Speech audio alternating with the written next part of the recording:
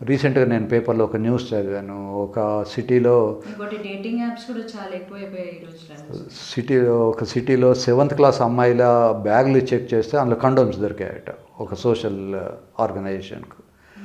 So ఇవన్నీ కూడా prevent చేయాలి. ముఖ్యంగా అమ్మాయిలకు డ్యామేజ్ ఎక్కువ ఉంటుంది. వాళ్ళకు ఒక్కొక్కసారి ఇన్ఫెక్షను పైకి వెళ్తుంది. దాన్ని పెల్విక్ ఇన్ఫ్లమేటరీ డిసీజ్ అంటాం.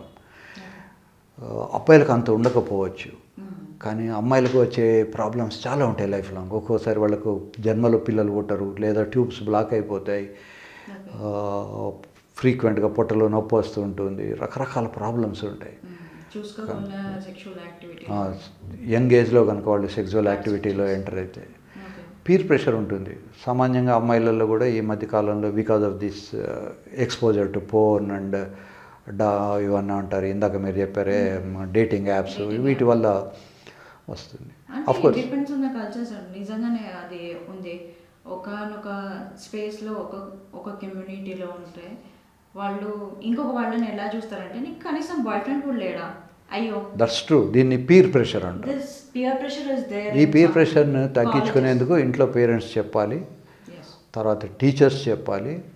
వాళ్ళు కూడా మధ్య మధ్య పిల్లల మధ్య కూడా ఒక చిన్న ఆర్గనైజేషన్ లాగా పెట్టేసి మీటింగ్స్ పెట్టి వాళ్ళకి చెప్పాలి.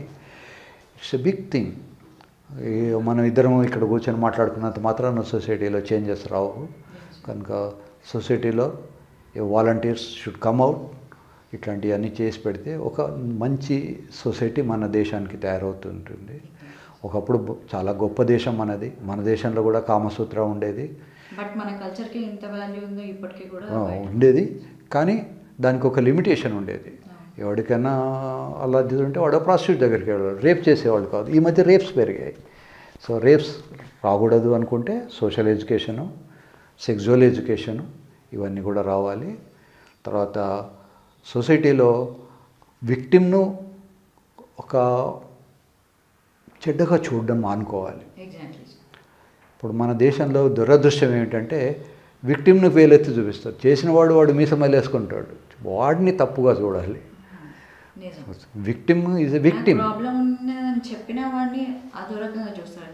This should actually change. అదే విక్టిమ్ను మనం we should sympathise, we should empathise, we should be associated with the victim, not with the crime who is alleged criminal or something like that.